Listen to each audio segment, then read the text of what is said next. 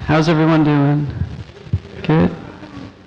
All right. We're kind of coming down to the sort of end of the day, of the second day.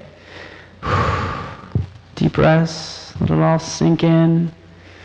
And then what do I turn around and do? I'm going to bombard you with 10 things to keep in mind when it comes to usability. All right, some easy things that you can implement. Some get more complex, so I guess anything's pretty easy if you have the time and energy. But yeah, that's what we're going to tackle. So this is kind of a continuation of my talk I did 2 hours ago in this same room. So hopefully the design starts to jog your memory about what I talked about. So, all right. And my name is Paul. I work for Adobe. I like to create things that get the most eyeballs. You know, I want to get lots of eyeballs on my work. I want to create things that make sense to people, that add value at the end of the day. And a lot of the usability findings are really interesting. And you think you know how people work on the web when it actually might be different than what you expect. So. All right, and again, I started out with this earlier, but this gets to be really important, is the design, okay? And I mentioned this earlier, but people perceive your content to work better if it's designed well, and they actually trust it more as well. So they get a better, an overall better impression, obviously, of the company. It's also more trustworthy, and they think it's easier to use when technically it's functionally the same. All right, and you know, who actually was in my session 2 hours ago? Just by a show of hands, probably a lot of people. Maybe I'll skip some of this. So I'll skip over sort of, you know, leading the eye and just dive into this video which you saw earlier. And it's all about structuring the content and making sure you have the most relevant data or information near the top. Okay, so you determine what's going to be most important. You put it at the top. And from there, you have your less essential content still like below the fold, which we'll talk about. I know below the fold, it's like, oh, I've been hearing about that forever now, right? It doesn't matter anymore, does it? People know how to scroll, right? Yeah, they know how to scroll, they just won't. You know, it's like you're missing a good 20+% of the audience by just putting something below the fold. It's like, come on, people, scroll down the page. All right, so what that means is all the essential content's at the top, and we need to structure something, structure our design or our content in a way to where the essential stuff is obviously at the top. And again, these are quick hits, so I'm going to dive into these, sort of your whole idea of multi-level navs. And again, I think the web's grown, and so has our content. In fact, we'll take a look. Covers, and by the time you know, does it sometimes, look, there, it just disappeared. Sometimes it's a matter of me, you know, staying in line and staying there smoothly and quickly, like, okay, there, I was able to get to it. Other times, it doesn't matter which one of these things we go to, it sometimes just disappears. So, did you hear that lady? She's like, well, sometimes it kind of does a thing. I kind of covers, and by the time I try to, you know, does it sometimes, look, there, it just disappeared. Sometimes make that third it's a matter level. of me, you know, staying in line and staying there smoothly and quickly, like, okay, there, I was able to get to it. Other times, it doesn't matter which one of these things we go to, it sometimes just disappears. So does this sound like anybody's mom? It sounds like my mom. It's like, I know, Mom, I know it's tough, let me just do it. But you especially guys, to be honest with you, like in San Francisco, you're around all these people that are so up on things, and your users might not necessarily fit that demographic. So this multi-level nav is obviously tricky to get to. You know, you might consider doing something like what Amazon does. You know, you can, you know, just click and expand entire areas of content. I don't have to worry about moving my mouse off of something and having it disappear, because it did take some mouse dexterity for her to get to that third level in. Okay? So that's something we want to do. Your categories as well might be confusing to others. So we can talk about content, you know, and we put things in boxes, but does it make sense to people? I need to find a vacuum, but I need to find one for $50 or under. I'm not sure exactly which. Household, I don't know, something. What would it be in? Let's see. I don't think it's going to be in here. Oh, wait. What would it be in? Oh, I really have no idea. He's looking for a vacuum. Electronics. It's not electronics. Electronics? Furniture? Furniture. Home and why did I even think about this? Okay. And hold on. she had the same problem with the menu. Vacuums. Right there. There it is. So it took her, I didn't catch the time, but easily over a minute to find where vacuums were. Okay, and just a simple example. I don't know where vacuums, well, they're kind of electronic. Maybe they go in there. Maybe it's considered an accessory to houses. I don't know. But nonetheless, it's in home and garden. So you kind of think you know where things go until you actually do some of these usability studies and realize maybe something needs to change. Okay. So again, we deal with, I feel like I deal with this a lot. You think something's really clear in your mind, when to somebody else, again, who's not in the industry or in the office, it just thinks differently. So, and the thing is there's nothing wrong with that. She's not wrong, I'm not right, nobody messed up, we don't need to point fingers. It's easy to get your ego involved in this, when really at the end of the day you just want to make it easy for other people. Okay? So again, just no one's to blame in these scenarios. And that's what you want to do. You want to perform these usability studies whenever possible. And it varies as far as your level of these usability studies, how technical you get with them. Okay, so this is sort of the eye tracker, right? We're all familiar with this, maybe not. But tracking your eye and having somebody sit at a computer and really seeing where they look. So they're obviously looking at that baby's face. Because what's that baby doing? I'm sure it's super cute, but he's also staring right back at you. So honestly, when you add that human element, and if it's looking at you, it does capture your attention. Okay? And then secondarily, they'll start focusing on facts. You'll see obviously the headline there, but again, it's like the person and then the facts off to the side. So people do gravitate toward facts. There's lots of these. I thought this one was interesting because they also take a stab at, sort of, what if the baby's looking a direction, not looking at me, but what that does is that is actually drawing your eye to that title. So there's actually more concentration on the content. Okay, all from just, again, turning that head. And again, this goes with leading the eye. That's exactly what's happening here in a really technical sense. We need to know where this pattern is and like what they're looking at. You know, is there this arrow on your page that's pointing people outside of your page that doesn't look like an arrow, but you get that idea of like, I'm over here, I'm going this direction, or whatever. But just the direction of things as is showcased here. Okay, and you can use color to draw the eye. We know we can use faces to do that, but we can also use color. And again, I talked about this earlier, but here's just sort of a different angle on it. And I did mention this earlier. It's like you don't want to use color just to decorate a page. You're going to use it to draw somebody's eye to an area. Okay?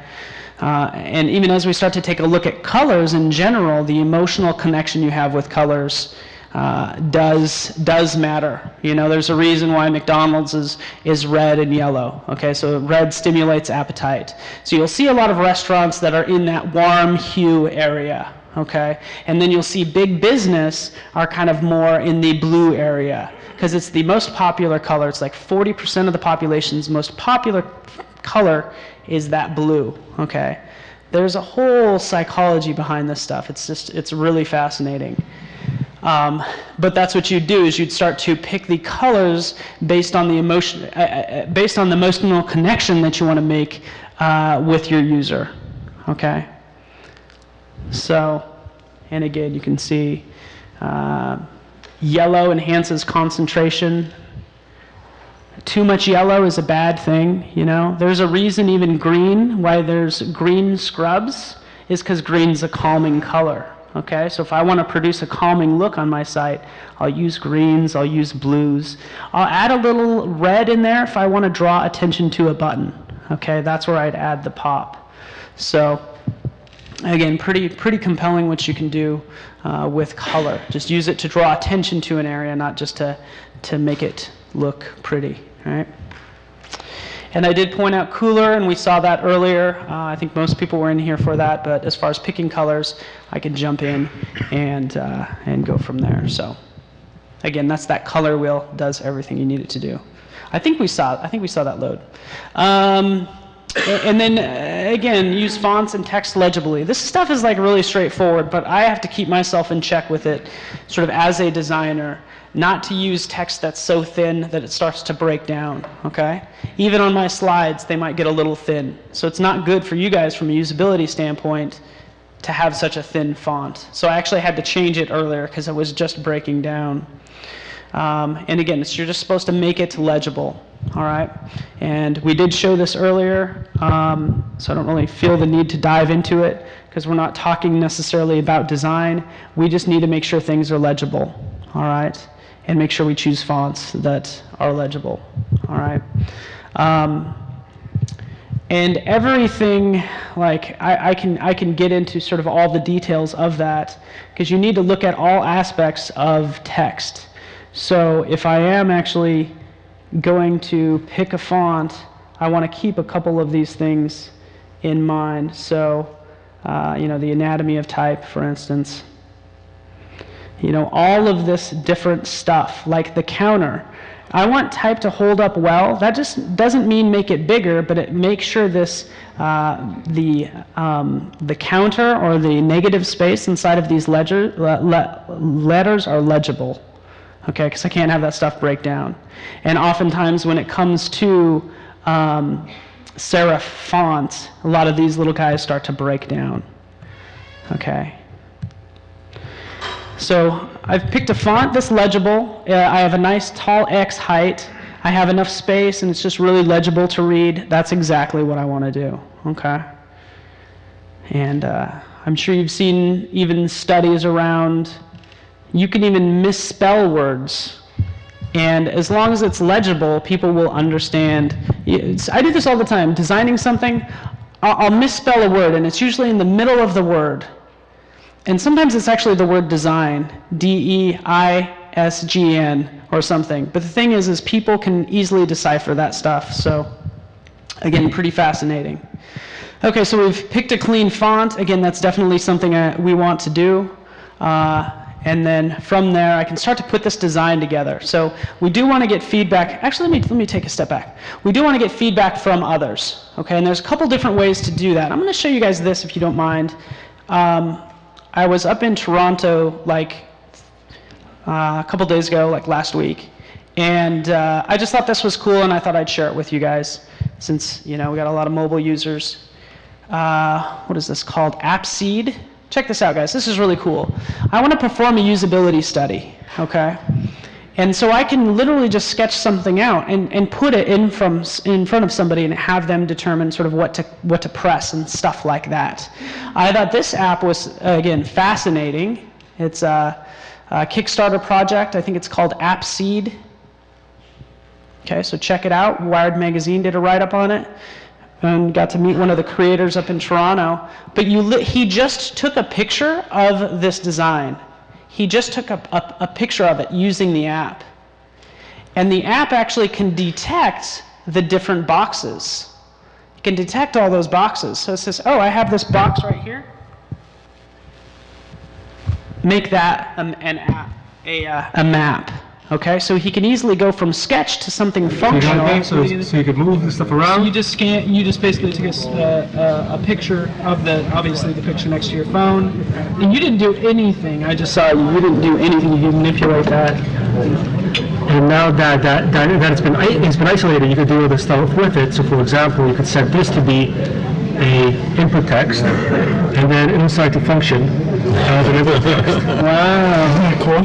That's pretty sick. So this part as a map, and it will start from function after that.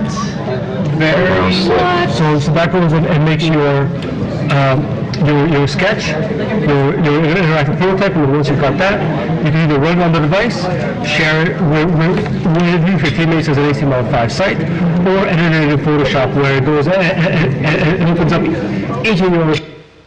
So, pretty cool, huh? Literally, it's a sketch, and if you guys are interested, it actually registers these two markers, this marker and this marker. So any boxes within those two markers, you can add functionality. So they can be buttons, they can be maps, they can be drop-down lists, things like that. But if I could draw a sketch, take a snapshot of it, build a quick interactive prototype, hand it to somebody, and just see what they do with it, that's invaluable information that I'm able to get back immediately. All right. So Appseed, pretty cool what you can do there. That's kind of from the mobile side. And again, I mentioned this earlier, but we didn't get a chance to see it since my internet wasn't working.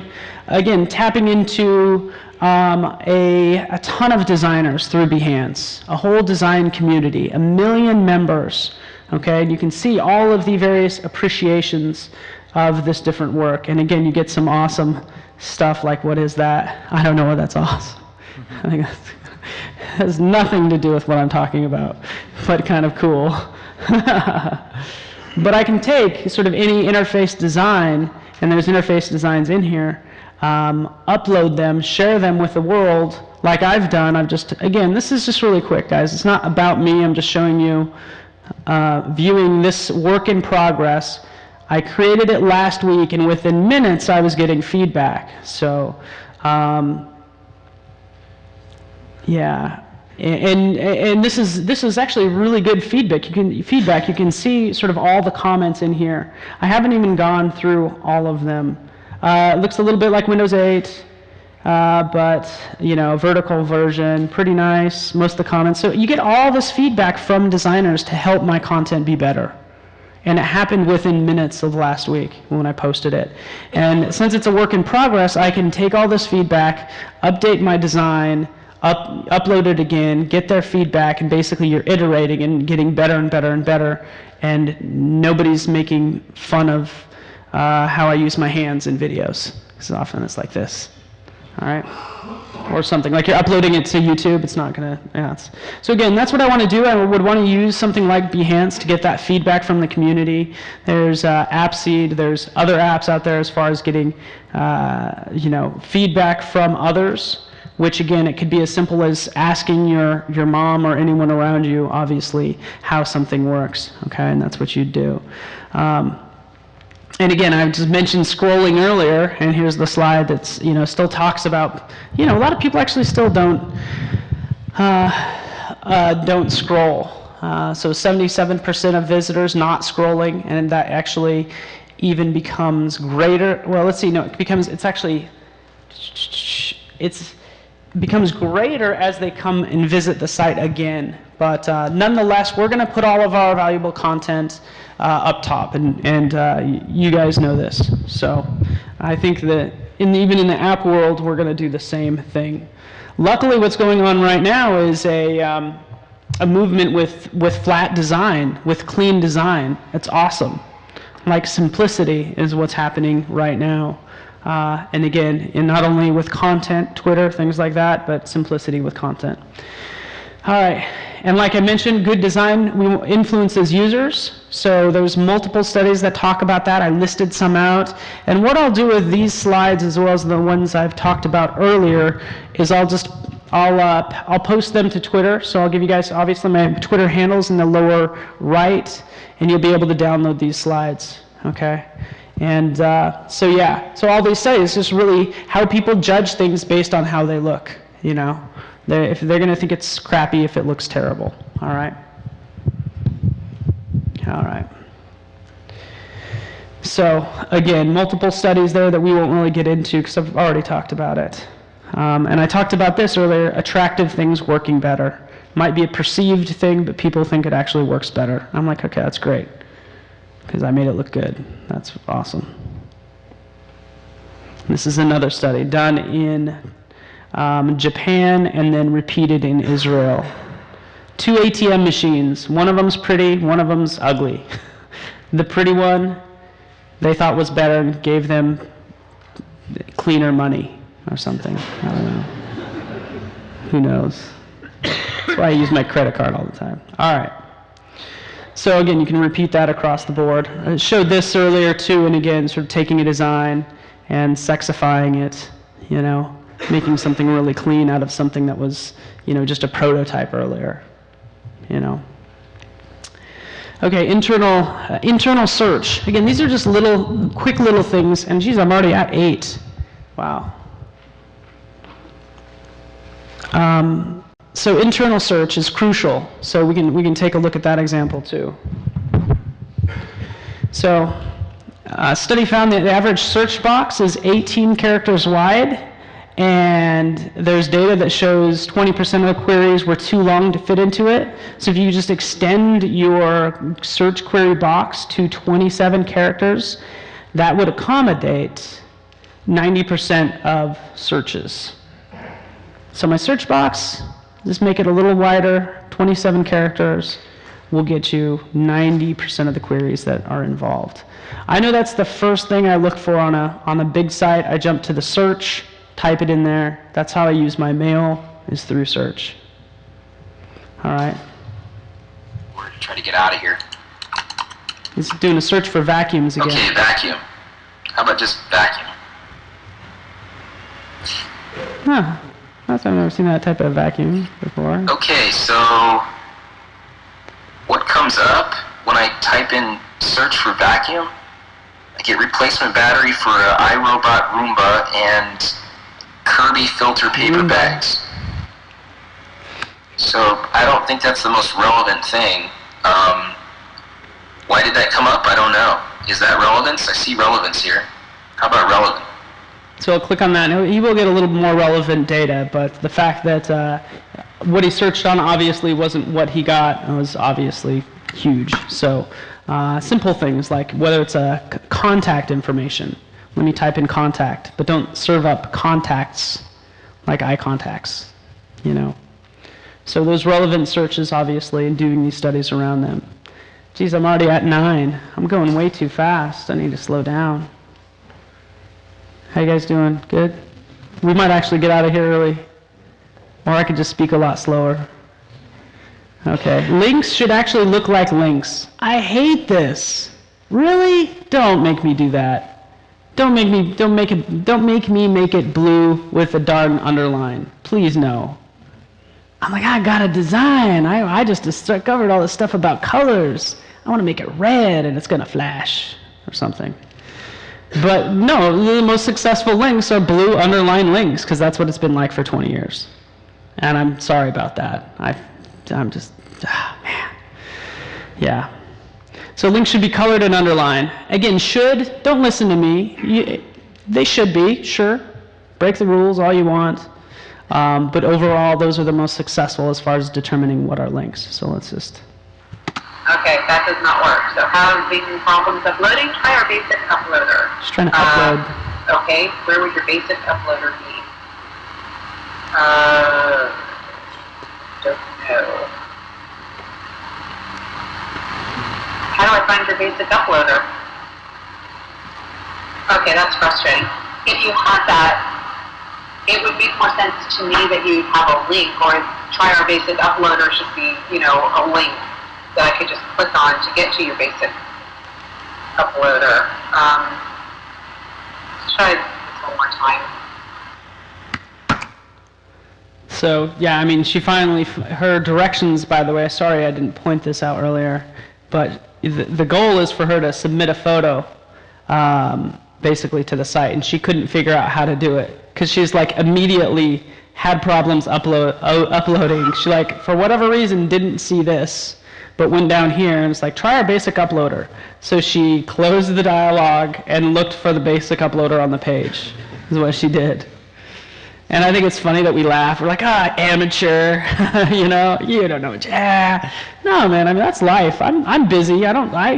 If I get any dialogue that pops up on my screen, who does this? You just cancel. I don't care what you are. I don't even read it. Cancel. I don't know. And that's what she's doing. She's like, dialogue, get out of here.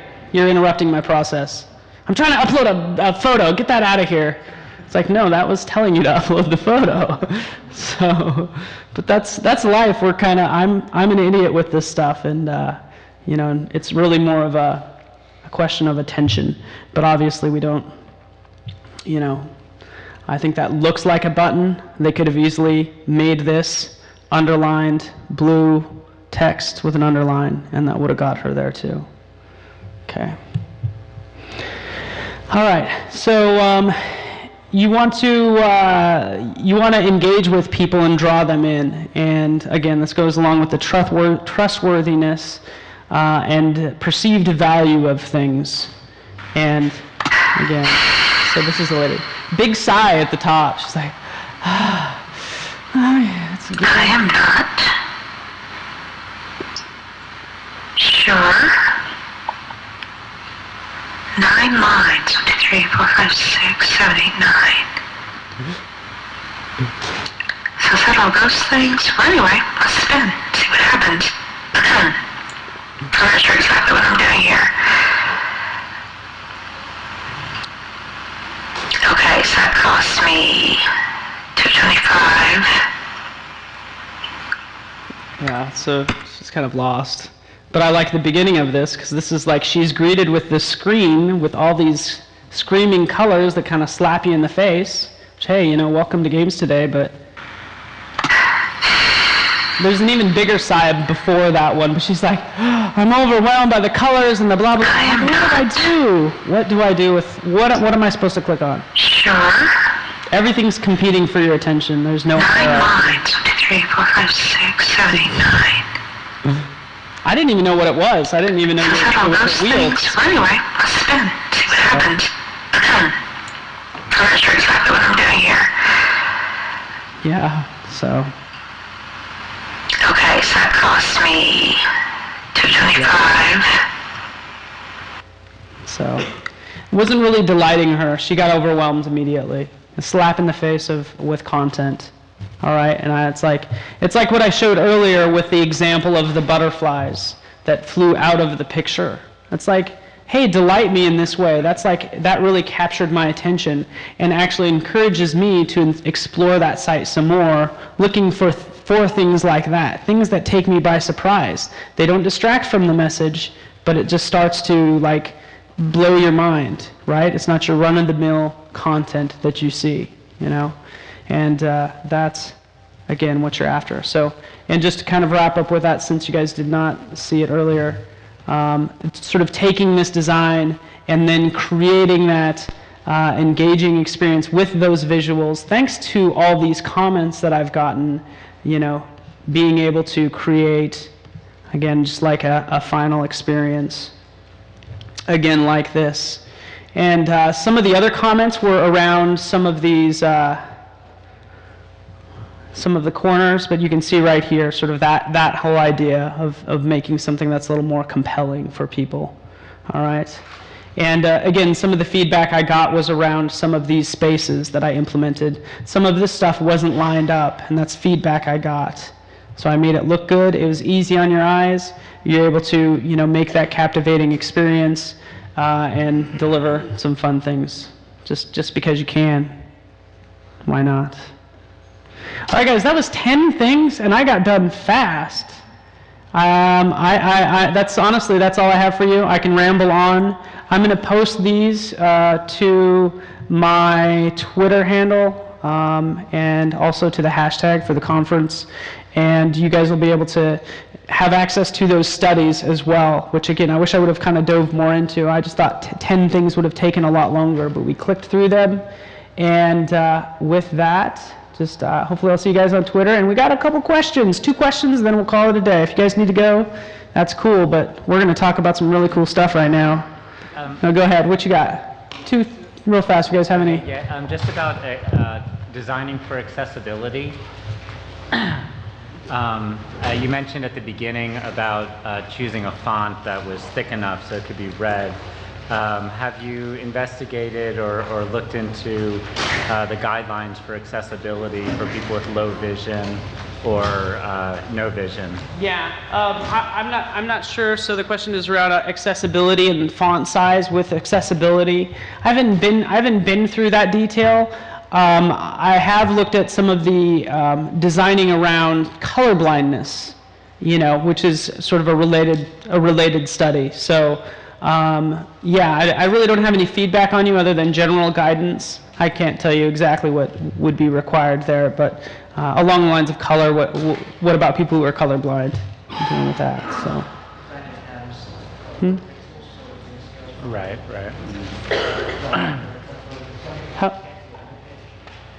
How much did you say? What was it? Yeah, M's. Yeah, definitely. Thank you, definitely. Yeah, one more question, we'll call it a day. I know some people need to sneak out. That's cool. Don't feel bad if you do. Yeah. I'm wondering, what studies have you seen on the effect of load speeds on conversion rates? Because I think a lot of people may put too many fancy things as a designer to their page, trying to make it really, eye-popping. I'm wondering what kind of studies are that? Yeah, and really that's actually gotten worse. You'd think it'd get better with your desktop versions, but it's actually gotten worse based on mobile devices. So it's still around, I try to keep everything. You have to see visuals within 5 seconds for sure before you see anything. I think, so yeah, load everything as fast as possible. A big issue we're having today is the whole idea of responsive design.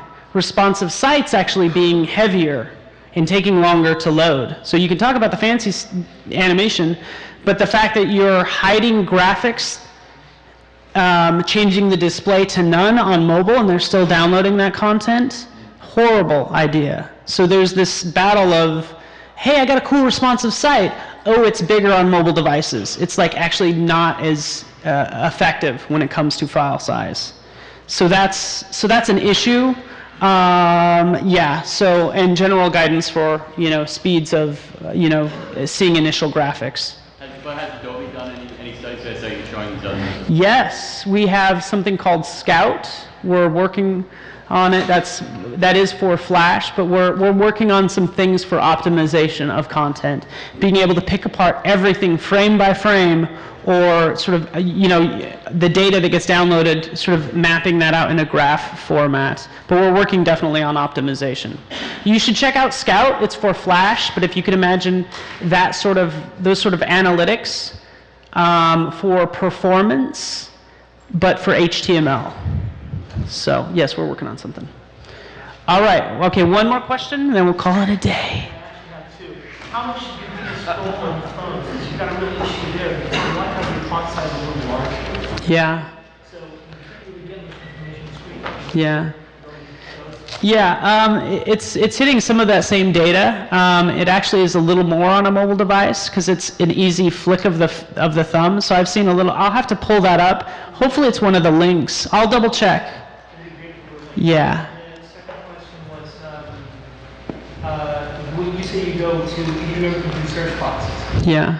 Do you ever encourage people to use completion on this? Yeah. Yeah, definitely. I think that's huge. I mean, being able to do that for, that's what I do like 90% of the time, depending on the web application. So for your Amazons of the world, it works out great. But I know if I can't find something, typically this is me within the first 10 seconds of looking around, I look for the search box. So that's usually the first place people go.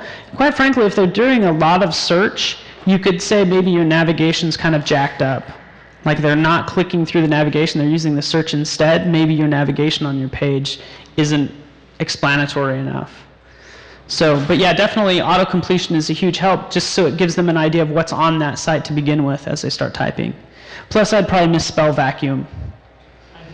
Yeah, 2 U's? What's that all about?